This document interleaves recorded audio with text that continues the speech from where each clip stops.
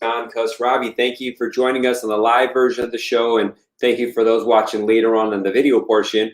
It's June 2nd, Wednesday, 5 p.m. Pacific time, and we do every week for almost a year and a half now. We're doing a live video Q&A where you call in to ask general educational questions, not case-specific stuff, about your U.S. immigration case. So we're going to get into all that as your questions come. My assistant will post them, and we'll get to that. But before getting into it, I want to remind you that we do have free raffles for free 15-minute video consultations for you at no charge. All you need to do is like, subscribe, and just post, consultation or something wherever you're watching. And my associate, every 10 minutes or so, will pick somebody to get the free raffle. So it's been really helpful. I've met a lot of you, a lot of listeners. It's been a pleasure. Thank you so much for joining us. Other than that, if you're interested in looking into a marriage green card case, you're going to get married, you have a fiance, and you're trying to understand the process, just go to this website and download the Ultimate Marriage Green Card Guide. It's the best green card guide out there for marriage cases, fiance cases, and it's free.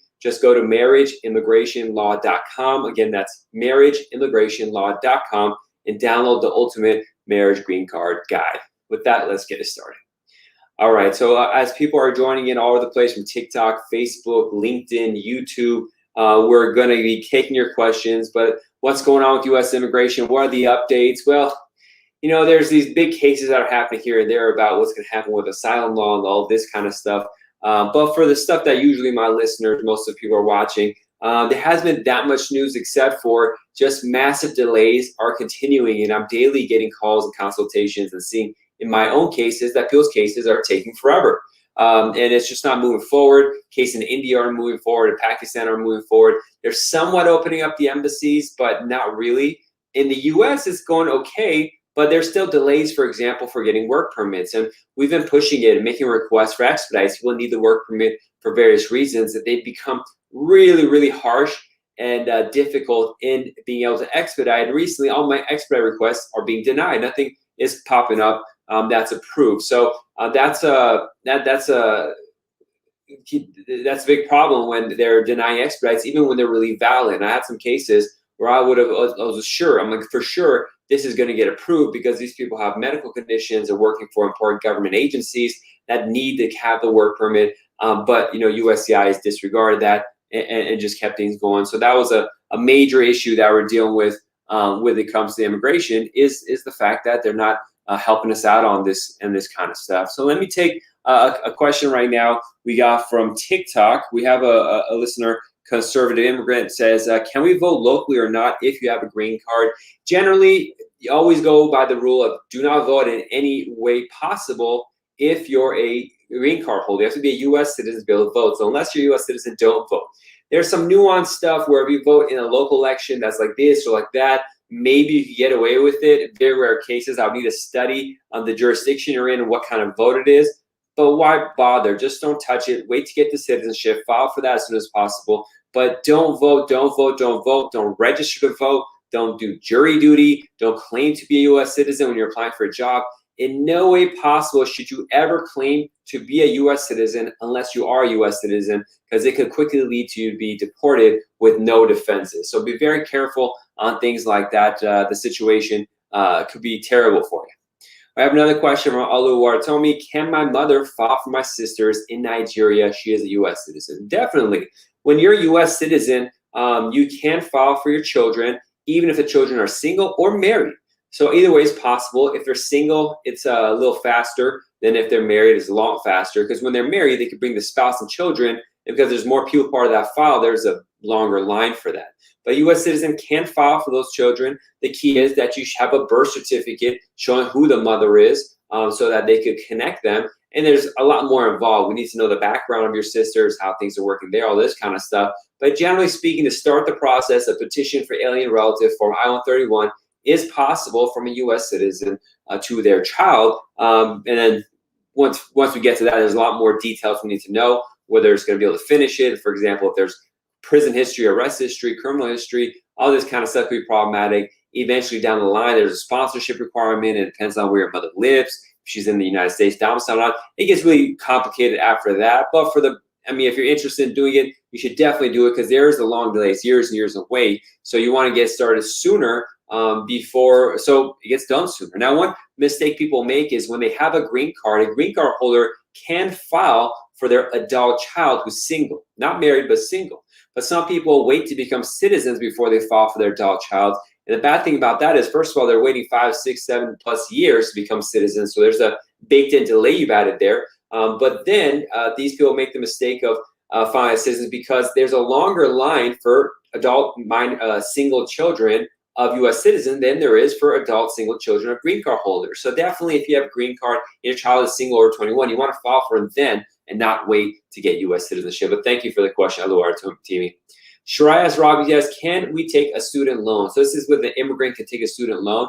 Well, you can take a private loan for sure. I'm not a financial person. I don't know the details of how a loan is. Talk with your school and the loan agency about it. But you can get a private loan. Whether you get a public loan or not, you probably have to be a green card holder or a citizen. There is a question when you take NAFTA loans if you're a U.S. citizen or not. You want to make sure you don't state that you're a U.S. citizen there, kind of going back to what we talked about a little earlier in the program. But, you know, I'm not in charge of student loans, and I'll help process those. So I'm going to leave any guidance to give at that level. So our next question is Elaine Beeson says, good evening. Thanks for the information. You're welcome, Elaine. Thank you so much. And, you know, for those popping in, we do a free consultation raffle, 3 of them every 10 minutes. My associate is going to pick someone who likes, subscribes, and write like consultation, free consultation. We'll pick one. We'll have you do a free 50-minute video private consultation with me. So just be aware of that. And also, you can download the Ultimate Marriage Green Card Guide by going to www.marriageimmigrationlaw.com and get the whole idea and rules and process for a marriage green card case. So a question we have, Jake Calib asks, I-140 is already approved. This is a green card based on work, and combo card was issued. That means you file for adjustment of status as well. Can an interview be waived for employment based I-485? Definitely. Most of the time, Trump kind of messed things up, but it looks like it's going back to most of these cases having the interview waived, unless there's a particular issue with your case that requires an interview. But there's a good chance your interview would be waived. Hopefully you submitted the medical as well, and they have that. If not, they'll send a request for evidence, an RFE, asking for you to either mail the medical checkup, or you might have to bring it into an in-person interview. Both those are possible. Rahul Rajesh asks, I've taken voluntary departure VD, but haven't left. Can you help out with the new law? Please let me know. Thanks. Rajesh, there's no new laws. I'm not sure what you're talking about, but definitely consult with an attorney. I don't handle cases where there's voluntary departure. It's when a person had to go to immigration court for deportation removal, but they signed an agreement saying, I'm just going to leave the U.S. and not go through the court case. I don't handle those kind of cases, so I suggest you consult with another attorney that does. Marlon, a regular, asks, is it a problem if I enroll in college? It's a nonprofit organization called Penn Foster. Marlon, we have talked about this. If I don't remember your background to be able to tell you that, and it's too case specific, so I wouldn't be able to answer your question. 007 Chef asks, take a second to say thank you. We got her green card. Great advice. Could not have done it without you. Wow, that's wonderful. We have a winner right here. We got a green card winner. Congratulations on getting it, and I'm so glad the show is able to help. It seems like hundreds, if not thousands of people have taken advantage of it, and I really appreciate 007 Chef. Thank you so much. I'm so glad to hear the good news. If you had the chance, please leave a review. Type in JQK Law on Google, and my Google reviews will pop up on the right. Just leave a 5-star. If you want to write something. But I really appreciate it. It helps support the office. But thank you so much. Congratulations on getting the green card. That's great news. Thank you. Ambrose asks, good afternoon, John. Does my U.S. citizen petitioner sister need her marriage certificate besides her birth certificate, U.S. naturalization certificate, and the affidavit of support? Since she's married, does she need to include her husband's tax information too and complete affidavit? So, Ambrose, this is really case specific. I would need to know with regards to the tax stuff if she's just doing the I-864 based on her income or including the spouse's income. That depends on your family size as a foreign person. So I can't get into that. It may or may not be needed that her spouse needs to do it. With regards to showing what you needed for the documents, we need to prove she's a U.S. citizen.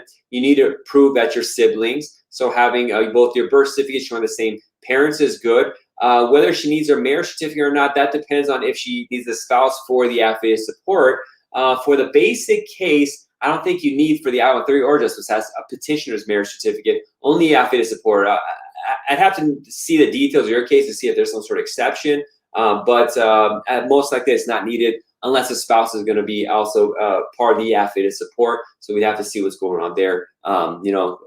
Please set up a private consultation. We discuss it. Sarah asks, I recently submitted an I-129F, that's a fiance visa request. Will I get a notice indicating when and where to file the I-134 affidavit of support? Is this one fiance takes his interview? Does it need to be filed beforehand? No. So for a fiance visa case, you first file Form I-129F, and this is all in the Ultimate Marriage Green Card Guide. All the answers that your specific question you're asking is detailed in there. Check it out at marriageimmigrationlaw.com. But you need to file the I-129F to prove you're a real couple. And then an embassy portion starts, and that's when you submit Form I-134. It's a financial affidavit of support that you submit for your fiance. Your fiance would take that with them to the interview along with the rest of their documents to get the K-1 visa. Once they get the K-1 visa, they come to the United States and apply for adjustment of status after you get married, if you get married with 9 days especially.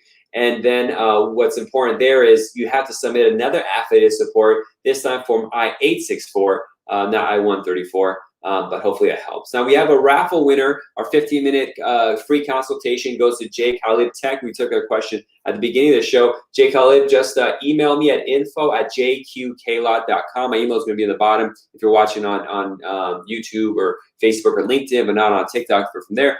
But what's important is you take a screenshot to show that the account you wrote, you like, subscribed, and commented on was yours. So I need to see it's really your account with on the screenshot. But Jay Khalib Tech, you are a winner. Please email me info@jqqlaw.com with that screenshot, and I'll send you a link to schedule a free 15-minute video consultation. Elaine Basin asks, if you're in the United States and you're filing in Jamaica, can you change your address to the United States? Well, Elaine, it depends on what you're doing exactly. So I need to see your case. What was your previous question? I can't remember. Let me look at my list right here. Good evening. Thanks. So Elaine, I need more information. I'm not exactly clear what you mean. If you're filing in Jamaica, what are you filing? So I need to know what kind of case it is. Please add more details to that one. All right, Sarah Schultz, thank you. You're welcome, Sarah. Thank you as well. Cream Pie asks, if I'm to ask serious question, do you subscribe to the idea that American justice system is plagued with systematic racism? Well, that's a loaded kind of thing. Yeah, of course, but every country's loaded systematic racism. To be real, we have a lot of Afghan people here. My family's from Iran. I was born and raised here, but the justice system in Iran is hella against Afghani people. They're discriminated against. I have a client right now from China. She has a mixed child, and people treat her mixed child that's white and looks fully white with a lot of racism. In Russia, they do that. In Africa, they do that. That's everywhere. So this idea of systematic racism is systemic to humanity, not just America. And I've traveled around the world. I have clients around the world. I talk about this issue with them. Systematic racism is systematic to humanity. It's not racism. It's prejudice and the way we deal with each other.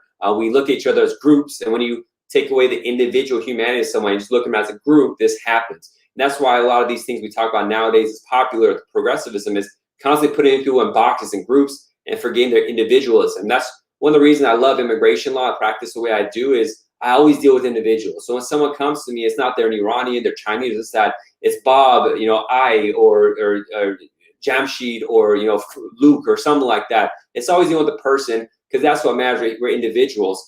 And so we just got to deal with things in that way. But generally, is a justice system fully just? No, that's not. So that's just what it is. Sarah, thank you so much for your kind words again.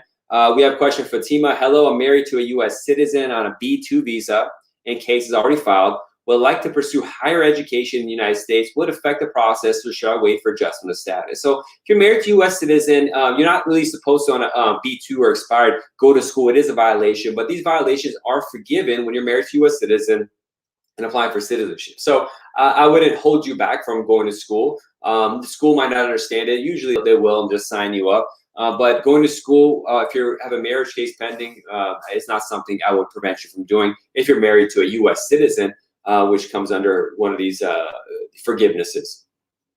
So yeah, the student visa issue is a really important one. I'm getting a lot of questions right now. They're opening things up again and giving priority for student visa holders to come to the United States and not be subject to many of these bans for COVID-19, even if you're from one of the countries that has a COVID-19 ban. But be careful, there's a lot of issues. One is, every consular officer doesn't know what's going on. Every airline that's going to board you doesn't know what's going on.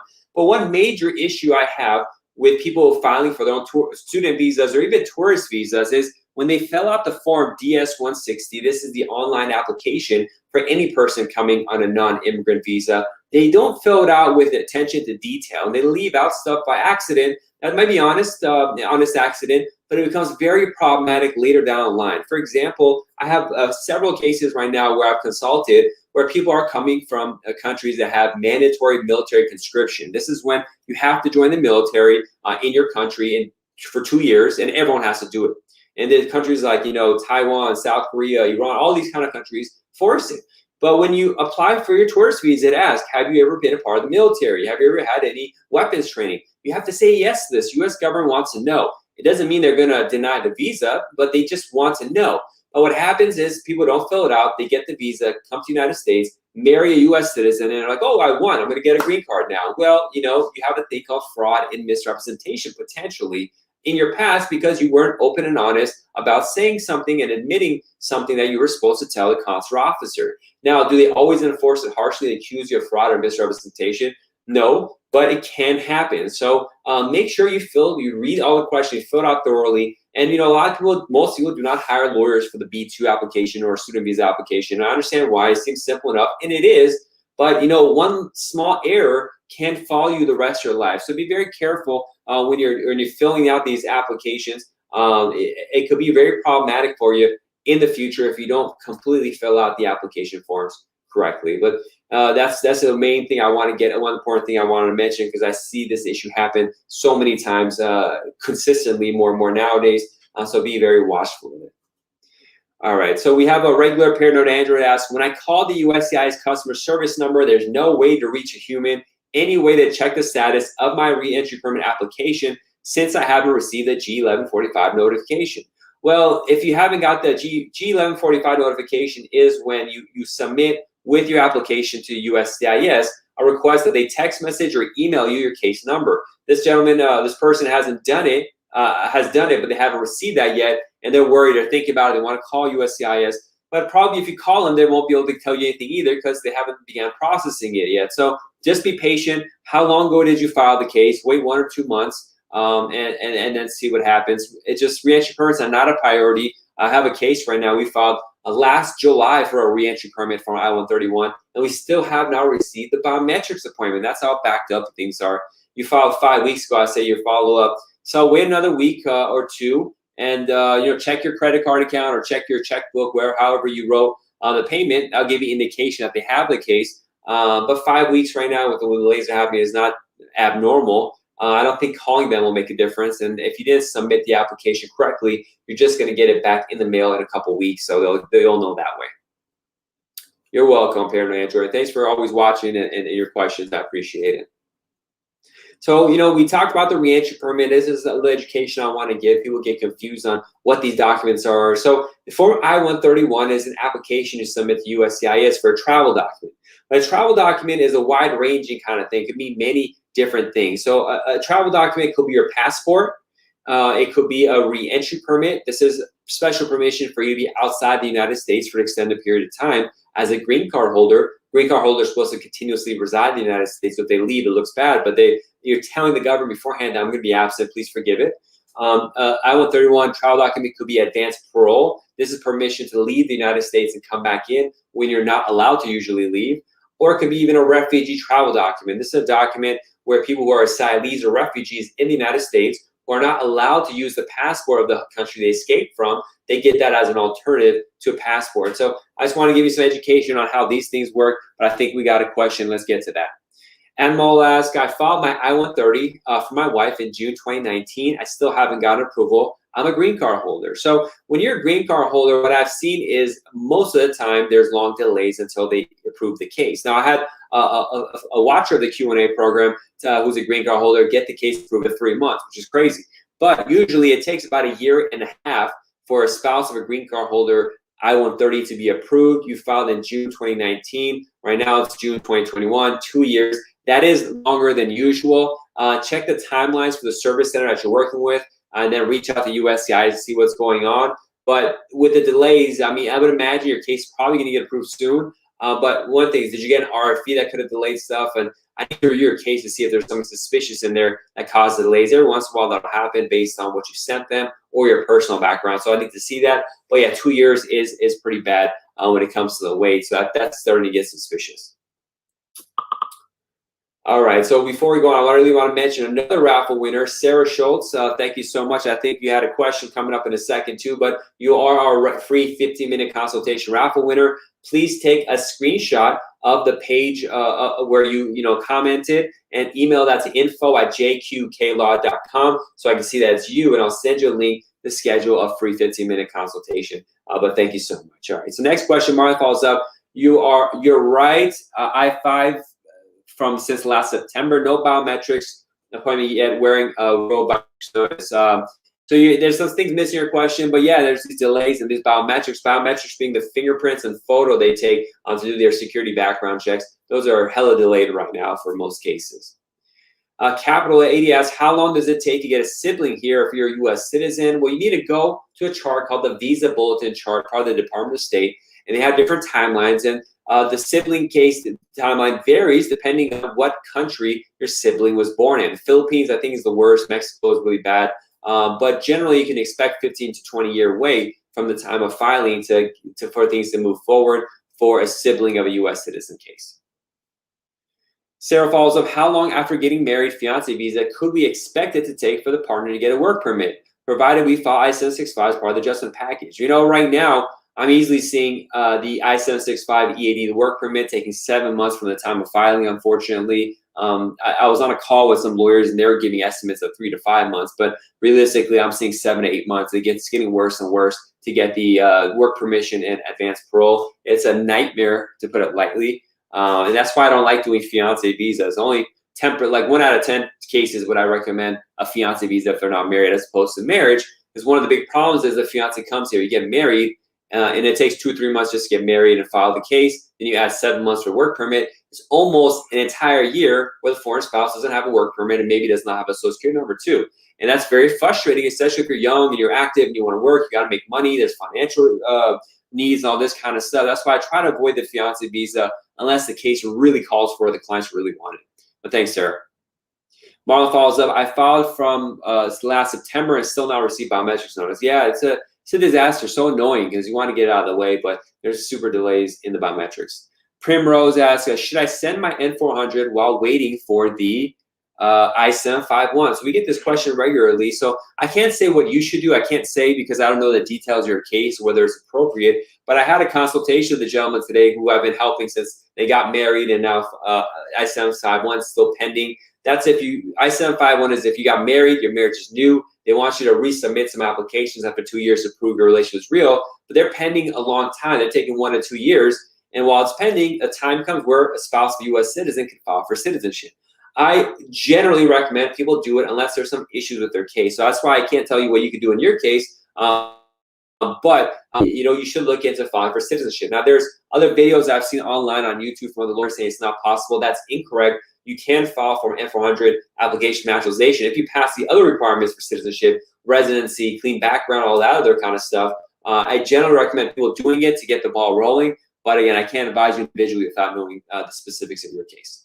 Fatima follows up. So should I join as an international student? Can you please guide on a university admission process based on B2 visa? So I'm not an admissions officer. I can't guide you on how to join a university. As a B2, you're not allowed to go to university. B2 is not for education. You need a student visa. But if you're married and have a case pending, you just look at it as if someone's out of status here illegally and they're filing for going to school. International, you're not an international student. International student is someone with a valid F1 student visa, maybe a J or something like that, or an M. But you would just be going to the school as a person without proper status. And it depends on the school if they're accepting it in the state. In California, it's not an issue to do that. Some school people might not know what's going on, but I don't help people in the admission process, so I want to leave it at that. 29 Super C asks, good night, Terry Khosravi. Hope you're doing well, sir. Thank you, a regular. 29 Super C, thanks for joining us again. I appreciate the kind words.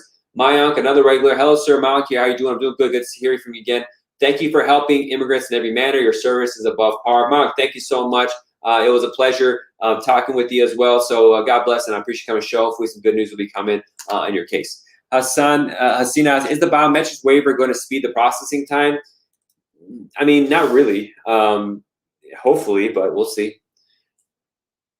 Ritu Patel asks, how long does it take to get citizenship exam after tests, after fingerprinting process? There is no timeline. The fingerprinting is unrelated to getting the actual test. It's possible you don't even do the fingerprints, you do the test, your test gets pushed back, but there is no timeline. So just a general reminder, I don't have questions, I don't have answers to most of your questions that are about timelines of how long it takes to this. Each case is different, so I don't really want to get into that. But our next question from Vanessa, I have a question about the student visa. I have a cousin that the school canceled his papers in the school and they gave him 60 days to find a new school, but in the message they say his I-20 was terminated. So Vanessa, I heard, I had a consultation with somebody recently, told me there a lot of universities also canceling all their I-20s. That's a special paper for me to go to school as a student here. It's I'm not sure why that would happen. It's a nightmare. I don't know. I can't guide you. I have to see exactly what happened in your case, what the termination reason was, and take it from there. Maybe a thing called reinstatement you could do. Maybe contact a congressperson to help you, or contact ICE and USCIS to figure out what exactly happened here. But there's too much going on. I can't answer that here. Ronald asks, my wife is in the Philippines. The I-130 was approved at USCIS after a year, and now it's on its way to the National Visa Center. How long do you think it will take her to get her interview? And will the embassy send documents there? Well, you have to send the documents to the National Visa Center, and they send it to the embassy. But right now, the embassy in the Philippines is not really processing too much stuff, so I can't really tell you how long it's going to take. That's every day it changes. That question asking, when is COVID going to end? You know, I don't have an answer for that. Lance asks, is owing taxes a bar to be denied for citizenship? Yes, 100%. On the N-400 application for naturalization for U.S. citizenship, there's a question that asks, have you ever not filed U.S. taxes? Do you ever owe U.S. taxes, all this kind of stuff? And if you haven't filed or have not paid taxes, especially in the last 5 years, that's a moral character bar that could lead to a denial. If it's outside the 5 years, it may be okay. You should probably go back and file them anyways. Or if you have back taxes owed, you should have a payment plan with the IRS and bring that payment plan. But they'll be discretionary whether the officer approves or not if you haven't paid back taxes. If you have a plan, they may work with you and stuff. That's something you should definitely consult with an attorney in private about to do it the cleanest way possible. Then Notorious23 asks, is a biometrics appointment a good sign? Like, does it mean they've already reviewed the case? Now they just need to see the record? No, the biometrics is a formulaic thing, just like when you're getting a receipt that you got to do. It doesn't mean anything where they are the underlying case. All right, Lance Morris says, if you owe taxes when you file for N-400 but pay it before the interview, you just got to keep records. So you have to have a payment plan or paid. So when you go to the interview, the officer knows what's going on. I have to see the whole situation, how bad it was, to be able to advise you and say how bad it is. But generally, if you pay it, it's probably good. But there's discretion here. Officers to say, oh, you're playing games or something. But I need to see the exact tax situation in your relationship with the IRS to be able to better guide you.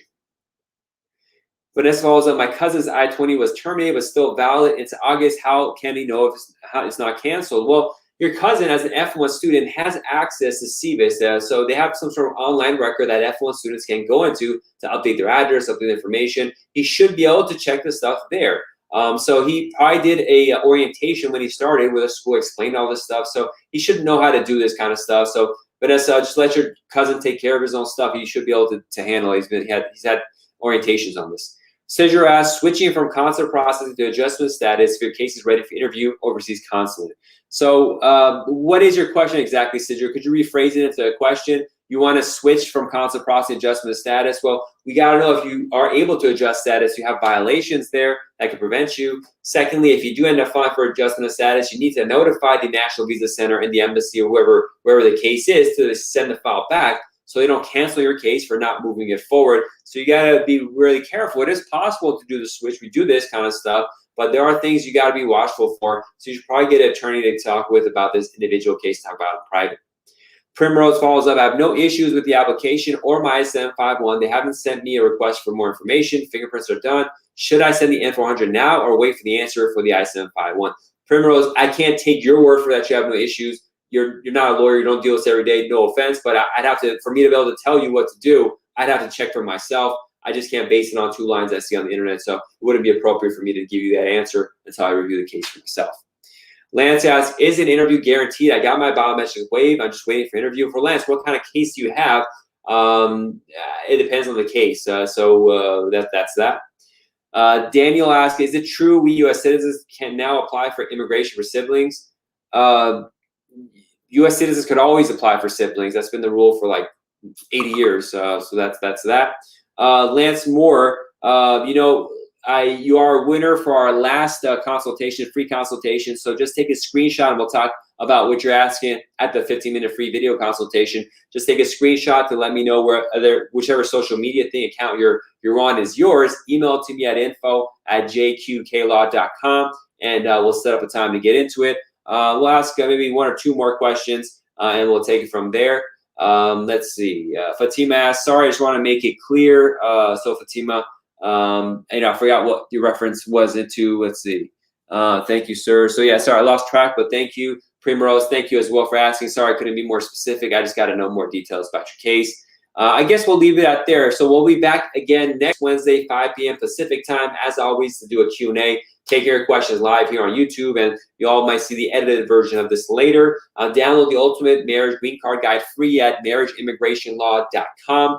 And that's it. Be here next week. We'll also do more free consultation raffles. Till then, bye-bye. Be safe. God bless.